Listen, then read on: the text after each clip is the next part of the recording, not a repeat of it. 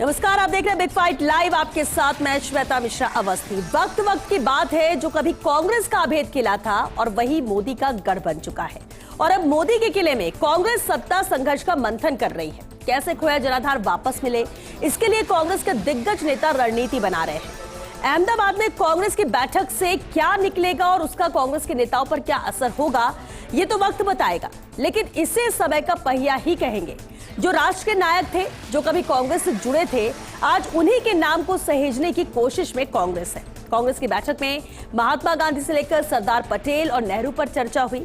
बात निकली विरासत छीनने की। कांग्रेस का कहना है कि बीजेपी ने राष्ट्र नायकों की विरासत को कांग्रेस से छीन लिया, या कहीं बीजेपी ने अपना लिया, लेकिन उनके विचारों पर नहीं चलती है। तो क्या कांग्रेस अब विरासत पर सियासत की सोच के साथ आगे बढ़ने की जुगत में है, या फिर कांग्रेस के थिंक टैंक को लगता है कि राष्ट्र नायकों की विरासत के सहारे ही सियासत को चमकाया जा सकता है और सत्ता में वापसी की हसरत को पूरा किया जा सकता है? तो आज बात विरासत पर सियासत की।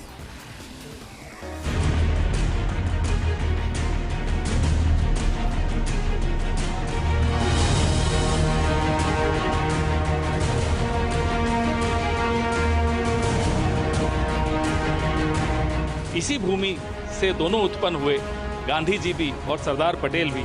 जाहिर सी बात है कि इसी भूमि पर आकर हमें प्रेरणा लेनी है।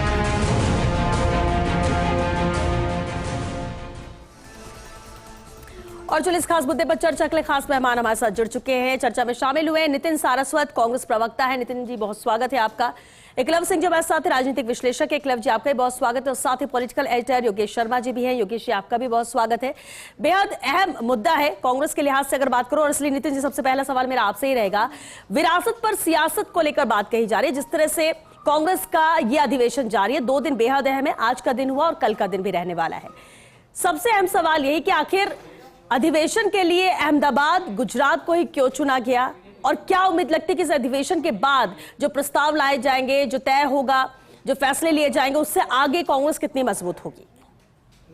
देखिए श्वेता जी, सबसे पहले मैं बताना चाहता हूं कि वो ऐतिहासिक धरती है जहां से चाहे सरदार वल्लभ भाई पटेल हों, महात्मा गांधी हों, दादा भाई नौरोजी हों, तमाम ऐसे लीडर दिए जिन्होंने देश के लिए, देश को आज़ादी दिलाई। उन्होंने पूरे देश को एकजुट रखने का काम किया, गरीब मजदूर की भलाई के लिए सारे कार्य किए। इस तरीके का संविधान का निर्माण किया कि जिसके अंदर हमारे दलित, आदिवासी और जो हमारे कमज़ोर लोग हैं उनको सुरक्षित रखा जा सके, पूरे देश को एक धागे में पिरोया जा सके, और विविधता में एकता जो हमारी विशेषता है उससे राष्ट्र हमेशा मजबूत रहे।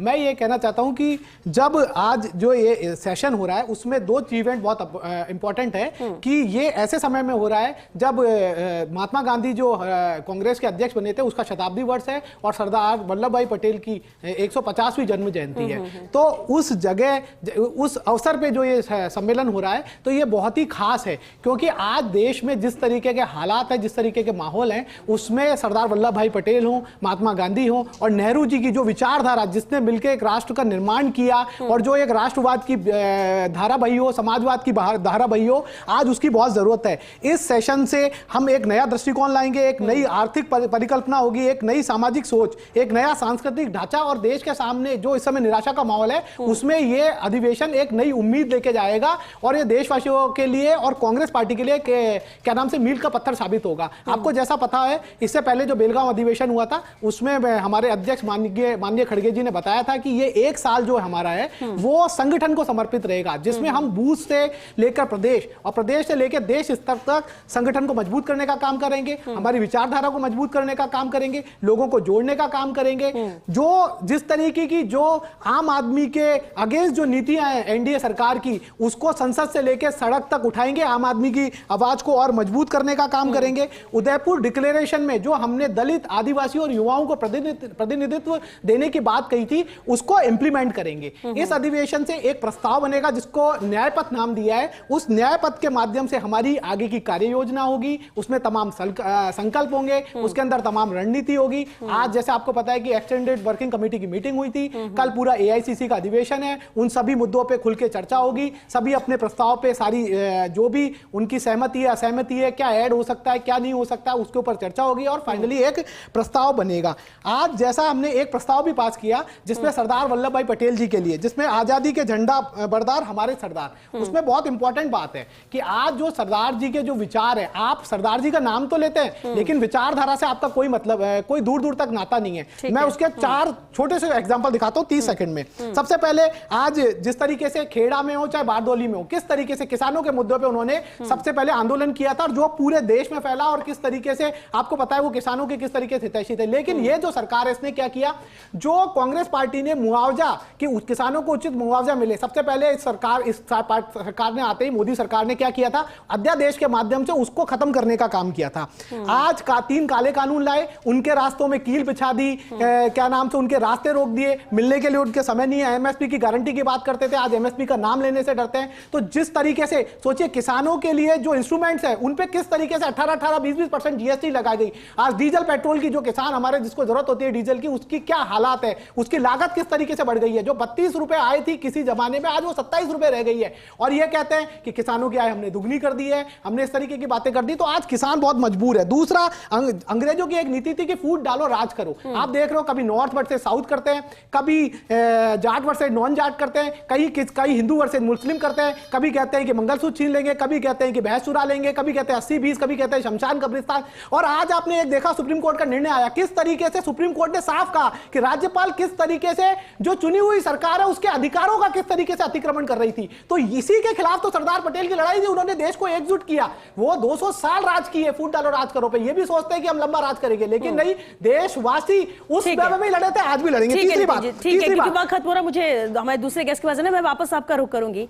योगेश जी, जिस तरह से अभी इन्होंने बताया, बहुत सारे मुद्दे हैं चर्चा के लिए, और अधिवेशन में, एआईसीसी अधिवेशन में और ज्यादा कांग्रेस मजबूत होकर निकलने की और आगे काम करने की कोशिश करेगी, और यही मंशा है।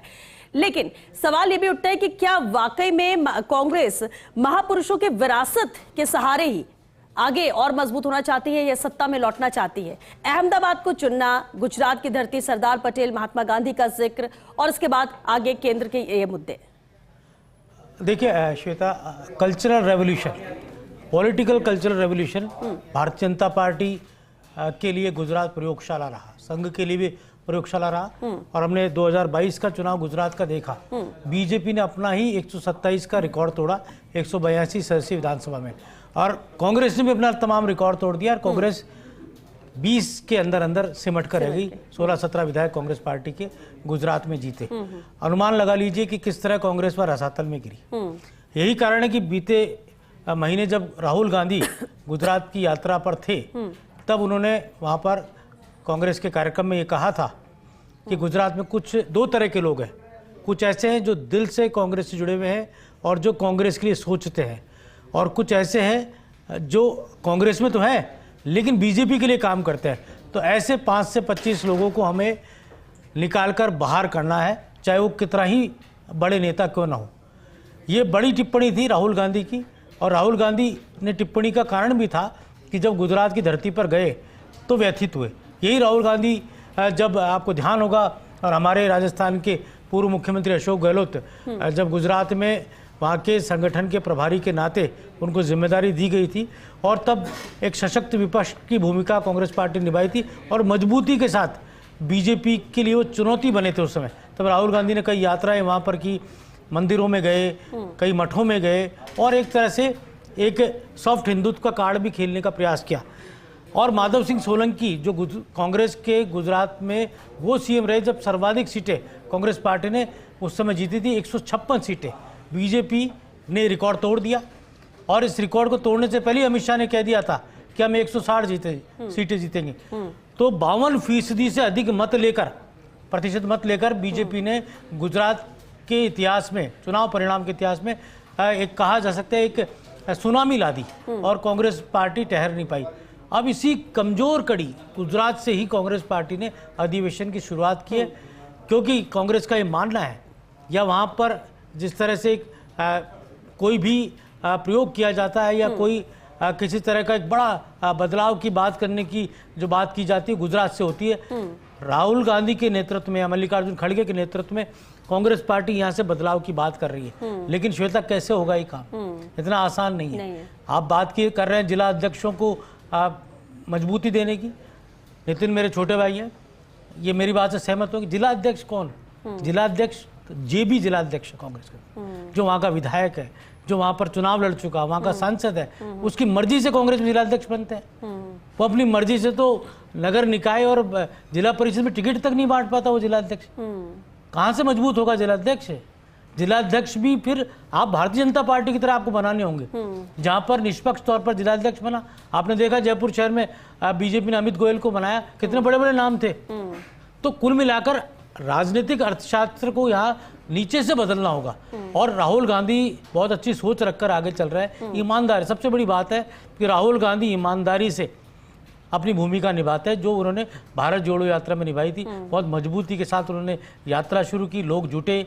और ये बात सही है कि कांग्रेस के अंदर कई बड़े बड़े नेता जरूर हैं, लेकिन वो राहुल गांधी की जितनी मेहनत नहीं कर पाते और राहुल गांधी के साथ कदम ताल नहीं कर पाते। और यही कारण है कि राहुल गांधी नई कांग्रेस खड़ी करना चाहते हैं।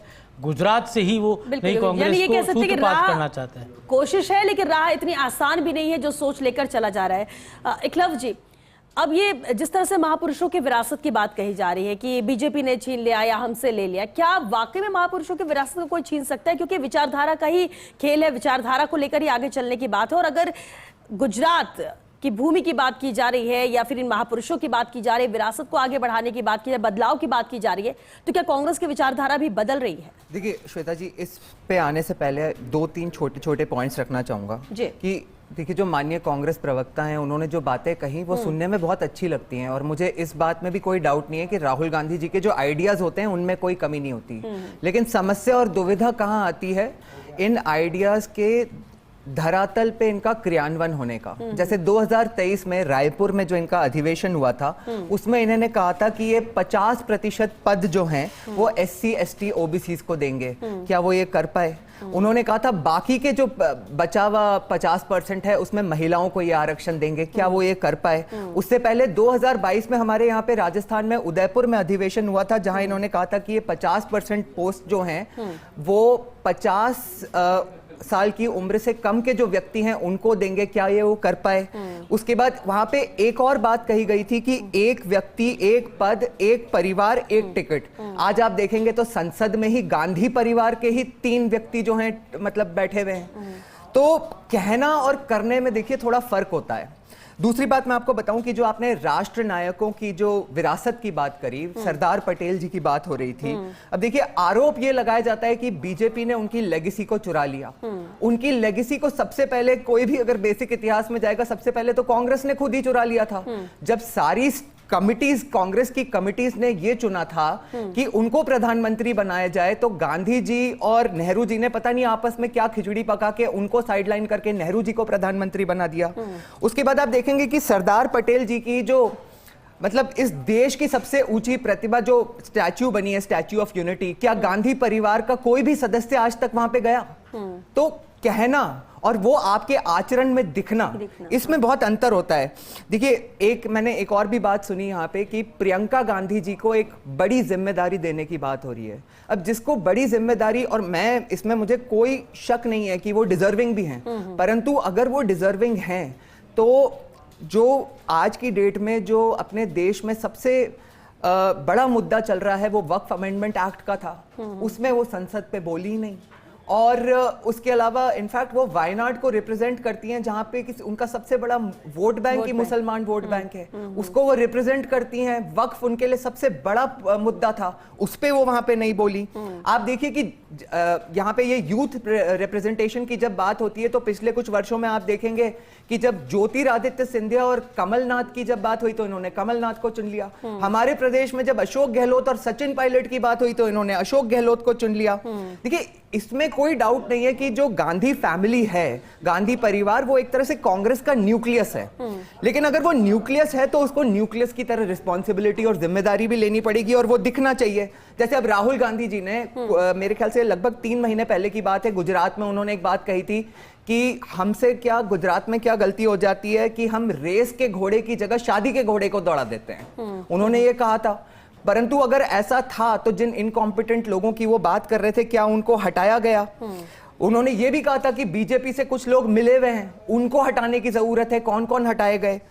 तो और आज भी देखिए कि वहां पे ये जो प्रोग्राम होने जा रहा है वो कहां हो रहा है? साबरमती रिवर फ्रंट पे। जिस रिवर फ्रंट के लिए वो मोदी को इतने वर्षों से गाली देते रहे, वो आज उसी रिवर फ्रंट पे अपना प्रोग्राम कर रहे हैं। तो आप जो कहते हो वो आपके आचरण में दिखना चाहिए, और मैं समझता हूं कि हाल फिलहाल ये सबसे बड़ी इशू है। ठीक है नितिन जी, जिस तरह से अभी एकलव्य जी ने भी बात कही, कई सवाल कांग्रेस पर खड़े कर दिए। कांग्रेस का अपनी एक मंशा है, अपनी एक नई चीजों को लेकर वो आगे बढ़ना चाहती है ताकि मजबूती के साथ आम जनता के बीच में भी अपनी मजबूती कायम की जा सके, सत्ता में वापसी हो सके। आसान इसलिए नहीं होगा क्योंकि राहुल गांधी के एफर्ट्स तो नजर आते हैं, लेकिन वो और अन्य तमाम चेहरे जिनके एफर्ट्स नजर आने चाहिए वो उतने नजर नहीं आते, और इसी का खामियाजा कांग्रेस को भुगतना पड़ता है। देखिए श्वेता जी, मैं सबसे पहले एक का जवाब देना चाहता हूं। सबसे पहले बड़े भाई हैं, उन्होंने कहा कि क्या नाम से यहाँ जेबी जिला अध्यक्ष हैं। तो मैं ये कहना चाहता हूं कि पहली बात तो कांग्रेस में जेबी जिला अध्यक्ष नहीं है, और जिस तरीके से अभी राहुल गांधी जी ने कहा कि उनको सीईसी में बैठने का मौका दिया जाएगा, उन्हीं की प्रशंसा के आधार पर किया जाएगा तमाम चीजें। और पहले भी हमारे जिला अध्यक्ष किस तरीके से अपनी राय रखते आए, किस तरीके से जिला पहले जिले से आता है, फिर पीसीसी में जाता है, फिर एआईसीसी में जाता है, तमाम प्रोसेस मुझे लगता है कि उन्होंने बहुत लंबे टाइम कवर किया, उन्हें पता होगा। लेकिन मैं ये कहता हूं कि दूसरी तरफ हमारे कौन सी पार्टी है जहां पे जेबी प्रदेश अध्यक्ष और जेबी देश का अध्यक्ष है। अब वो जेबी देश के अध्यक्ष वाली पार्टी वाले बोले कि जेबी जिला अध्यक्ष है, मतलब कितना हास्यास्पद है ये वाली बात। और वहां जेबी मुख्यमंत्री है जो पर्चियों से चुने जा रहे हैं, तो ये और भी हास्यास्पद है। दूसरी बात इन्होंने बोला रहा आसान नहीं है, आपने भी कहा रहा आसान नहीं है। मैं ये कह रहा हूं कि जब देश को आजाद करा दी थी कांग्रेस पार्टी, तब सब पूरा विश्व कह रहा था कि ये अंग्रेजों से किस तरीके से आजाद करा पाएंगे। हमने आजाद करा के दिखाया ना, जब आपके मन के अंदर सच्चाई हो और गांधी जी के सिद्धांत और पटेल की विचारधारा और पटेल जी का हौसला हो, यानी आप कह रहे देश को कांग्रेस ने आजाद कराया। देश को कांग्रेस ने आजाद कराया, कांग्रेस ने वो राह दिखाई। और जब हमारी जब ये सरकार बनी, जब देश आजाद हुआ, तो आपको भी पता होगा कि जितना देश का बजट था उससे ज्यादा देश के अंदर समस्याएं थी। और आज जो देश इस स्थिति में आया, उसके लिए कांग्रेस ने किस तरीके से अपना सर्वस्व न्यौछावर किया। यहाँ पे प्रधानमंत्री ने सवाल है, आज जो कांग्रेस की स्थिति है उसके लिए कौन जिम्मेदार है? अरे आप सुनिए तो सही, नहीं आपने जो बोला उसी पर मेरा सवाल है। एक एक करके मैं आपको बताऊंगा ना। दूसरी आप सुनिए, तीसरी बात इन्होंने कही कि क्या नाम से कहा कि नेहरू वर्सेस सरदार पटेल था। आज भी हमारे कांग्रेस अध्यक्ष ने कहा कि आप 1937 में गुजरात विद्यापीठ में सरदार पटेल का एक भाषण है, उसमें सुन लीजिए उन्होंने किस तरीके से कहा। 1949 में उन्होंने कहा, क्या कहा नेहरू जी के लिए, पिछले 2 कठिन सालों में नेहरू जी ने देश के लिए जो अथक परिश्रम किया है वो मुझसे अधिक अच्छी तरह कोई नहीं जानता, और मैंने इस दौरान उनको भारी भरकम उत्तरदायित्व के भार के कारण बड़ी तेजी के साथ पूरा मैं आपको जो बता रहा था ना कि कभी महापुरुषों को वर्सेस कर दो, कभी स्टेट को कर दो, कभी धर्म को कर दो, कभी जात को कर दो। इसी लड़ाई के खिलाफ ही तो सरदार पटेल ने पूरे देश को एकजुट किया था, और आज वही समय है कि वही एकजुटता लानी है। तीसरी बात इन्होंने कहा कि वो तो वहां गए ही नहीं सरदार पटेल के स्टैचू पे। मैं ये कह रहा हूं कि आपके अंदर अगर उस विचारधारा के प्रति सम्मान है, क्या अमित शाह जी राम मंदिर गए? मैं ये बोल दूं कि राम विरोधी है, क्या मान जाएंगे? ये कोई तर्क है? इतने हल्के तर्क अगर इस तरीके से दिए जाएंगे डिबेट, तो मुझे लगता है कि वो किसी के पचने लायक नहीं है। चौथी बात आपने कही कि क्या नाम से कांग्रेस की ये स्थिति क्यों हुई। मैं ये कह रहा हूं कि कांग्रेस चाहे गुजरात में हारी हो, चाहे देश में जिस तरीके से स्थितियां कई प्रदेशों में आ रही हो, हमने इस लोकसभा के अंदर जो संविधान के बदलने की साजिश थी उसको रोका कि नहीं रोका। आज वो लेटरल एंट्री किया करते थे ना उसी एक बहुमत से, आज लेटरल एंट्री कांग्रेस ने बहुत कोशिश की, कांग्रेस बदला क्योंकि वक्त खत्म हो रहा है। नितिन जी आपने बहुत सारी बातें कम वक्त में बहुत बातें रख दी। एक बार कमेंट में इस पर ही योगेश जी आपसे भी जरूर चाहूंगी, क्योंकि कांग्रेस फैसले लेती है, अधिवेशन होता है, चिंतन उदयपुर का ही चिंतन शिविर था, कई अहम फैसले लिए गए, लेकिन इसके बाद कहा गया सख्ती से पालना होगी और ऐसा ही होगा क्योंकि नया बदलाव कांग्रेस चाहती है। लेकिन इसके बाद बीच का रास्ता निकाल लिया जाता है, कुछ लोगों के लिए एक्सेप्शनल हो जाता है। क्या इस अधिवेशन में भी कई प्रस्ताव रखे जाएंगे इसलिए कि बदलाव हो, कुछ नई चीजें लाए, लेकिन क्या वाकई में कांग्रेस इतनी मजबूत है कि जो फैसले जो निर्णय ले उसे इंप्लीमेंट कर सके, एग्जीक्यूट कर सकेगी? देखिए ये बहुत ही वैसी सच्चाई है। आप भी थी उस अधिवेशन में जब उदयपुर में हुआ, उदयपुर मेमोरेंडम हमने देखा, कितनी बातें उसकी मानी गई और कितनी बातें कांग्रेस ने फली फूद की राजस्थान में भी और देश में भी। ये अलग बात है। यहाँ पर कमेंट्स करने का सबसे बड़ा प्रश्न ये खड़ा होता है कि गुजरात की बीजेपी, वहाँ पर पन्ना प्रमुख और संगठन का नेटवर्क बीजेपी का बहुत स्ट्रांग है। उसी नेटवर्क को राजस्थान के चुनाव में राजस्थान की बीजेपी ने अपनाया और बीजेपी सत्ता तक पहुंची राजस्थान में। अब सत्ता क्यों गई कांग्रेस की, ये तो कांग्रेस के नेता ज़्यादा अच्छी तरह बता सकते हैं कि आखिर क्या कारण रहे। और उम्मीद थी कि आ जाएगी लेकिन नहीं आ पाई, और सर्वे भी कोई ऐसा नहीं था कि बिल्कुल ही एक तरफा बीजेपी को जिता रहे थे, फिर भी नहीं हुआ ऐसा। यहाँ पर सबसे बड़ी बात है इस अधिवेशन से क्या होना चाहिए। इस अधिवेशन से सबसे पहले राहुल गांधी और पूरी कांग्रेस को, मल्लिकार्जुन खड़गे और तमाम नेताओं को, मल्लिकार्जुन खड़गे कितने दौरे कर पा रहे हैं पूरे देश में पार्टी के प्रमुख के नाते, ये बड़ा सवाल है, क्योंकि एज फैक्टर है। एज फैक्टर ऐसा है कि वो अब ज़्यादा दौरे भी नहीं कर पाते, ज़्यादा देर खड़े होकर मंच का संचालन नहीं कर सकते, न ज़्यादा देर बैठ सकते हैं। तो एक ओजस्वी कांग्रेस पार्टी को नया राष्ट्रीय अध्यक्ष चाहिए जो पूरे दूर दराज के क्षेत्रों में गांवों तक जाए। नेहरू राजीव का युग था, और आप को मैं नितिन को बता देता हूँ कि राजीव गांधी जब देश के प्रधानमंत्री थे तब राजीव गांधी, क्योंकि उससे पहले तक वो किसी भी तरह राजनीतिक तौर पर इतना अनुभव नहीं था कि वो देश के प्रधानमंत्री बन जाएंगे, लेकिन परिस्थितियाँ ऐसी बनी, उनको प्रधानमंत्री बनना पड़ा। तो राजीव गांधी ने सोचा कि मैं जब निचले स्तर तक जाऊंगा तभी तो मुझे देश की स्थिति पता लगेगी।